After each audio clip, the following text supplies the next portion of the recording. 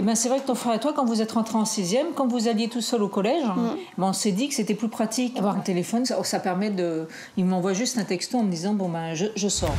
C'est à 11 ans, en moyenne, à l'entrée au collège, que les enfants reçoivent leur premier téléphone portable.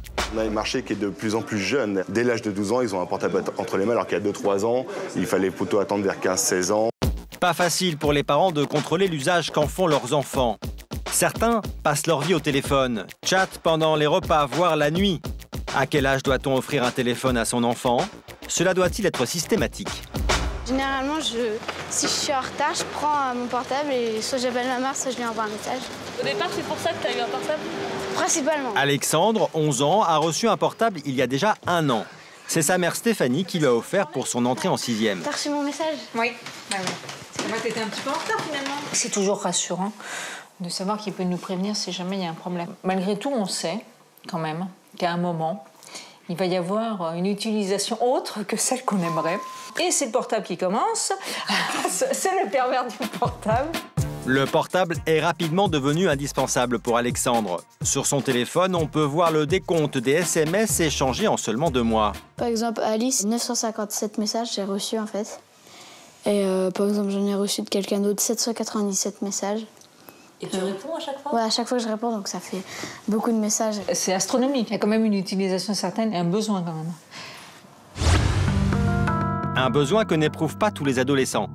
Des irréductibles résistent encore et toujours à l'invasion du portable. Juliette, 12 ans, est l'une d'entre eux. J'ai essayé de faire le pour et le contre, donc je me suis dit, bon non, pour le moment, tu veux pas rentrer dans le moule, tu veux être loin de tout ça, t'as pas encore de boulot, t'es pas encore obligé d'en avoir un, alors t'en auras pas.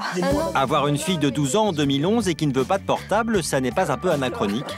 Elle avait 18 mois, elle jouait déjà sur un PC. Elle a un PC pour elle toute seule depuis 6 ans. On peut être dans sa génération, mais ne pas forcément souhaiter avoir et utiliser tous les outils disponibles à un moment donné. Ça va pas me couper du monde de pas avoir de téléphone portable. Déjà, j'ai le téléphone fixe, je l'utilise régulièrement. Ou alors, je vais sur mon ordinateur. Et après, pour prendre des photos, j'ai l'appareil photo. Je préfère que les choses, elles gardent leur fonction. Enfin, un téléphone portable, bientôt, on pourra même plus téléphoner avec. Il y aura toutes les options à côté, on s'en servira que pour les options. Juliette assume sa position, mais qu'en pensent ses copines?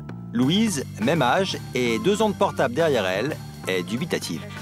Je savais faire, je les ai zappés. Ça m'étonne. Enfin, je la comprends pas. Le portable, ça me sert beaucoup quand même. Je trouve que je suis plus autonome parce que mes parents, ils me font confiance. Quand ils me disent « il faut que tu rentres à telle heure », je vais prendre ma montre et je vais faire attention de rentrer à cette heure-là. D'avoir un portable, ça a créé la peur parce qu'on me dit « oui, tu prends ton portable, comme ça quand il t'arrive quelque chose, tu m'appelles ». Juliette le sait, elle devra peut-être changer d'avis sur le portable, mais le plus tard possible. C'est vraiment quand j'aurai pas le choix que j'en aurai un. Pourtant, c'est bien à l'âge de Juliette que l'on accède à son premier portable. 80% des 12-17 ans sont équipés. Les opérateurs proposent des forfaits qui ciblent spécialement les ados.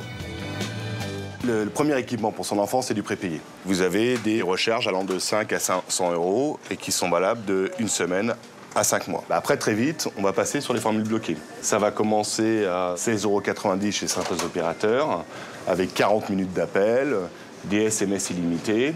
Et ensuite, si on veut basculer sur une formule bloquée un peu plus complète, il va falloir compter 22 € en moyenne par mois.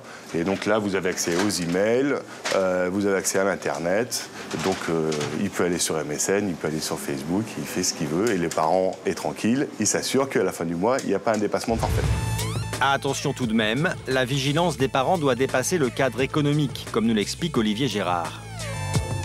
Aujourd'hui, on constate que malheureusement, les parents échangent avec leur enfant, principalement sur le forfait, sur le type de téléphone, et qu'une fois la décision prise, on ne parle plus tellement au sein des familles, entre parents et enfants, sur ce qu'on fait avec son téléphone portable. Donc les parents ne savent pas vraiment ce que font les enfants avec le téléphone portable. Il y a différents types de dangers. Le premier danger, c'est le fait qu'on est sur des outils qui permettent par exemple d'accéder à Internet. Donc on peut retomber sur toutes les problématiques classiques d'Internet, c'est-à-dire l'accès à des contenus problématiques, choquants, violents.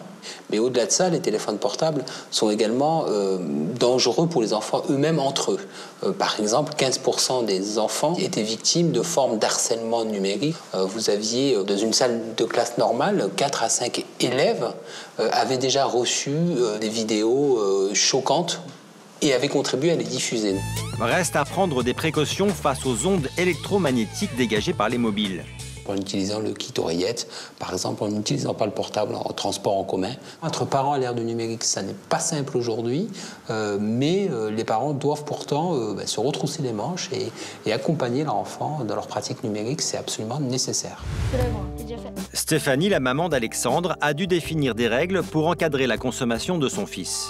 Il l'a, mais lorsque c'est l'heure d'aller coucher, il ne l'a plus. Il le pose sur la table, comme ça on est sûr qu'il n'est pas dans sa chambre. Mais il est hors de question qu'il fasse des SMS à 23h. Il faut qu'il apprenne qu'il y a un temps pour tout finalement. Deuxième précaution.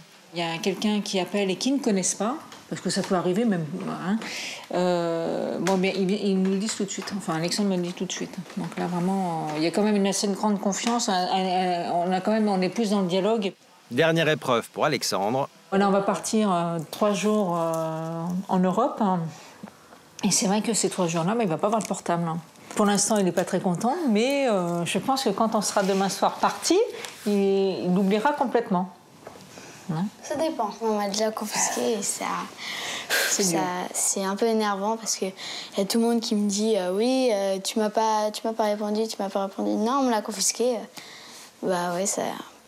Mais je comprends l'idée qu'il faut quand même limiter en fait. Il n'y a qu'un type d'usage pour lequel Stéphanie ne posera jamais de limite. Des fois, on a des petits mots entre nous. Pour dire qu'on s'aime, bon, ça fait toujours plaisir. Ça prend 2 minutes et puis voilà.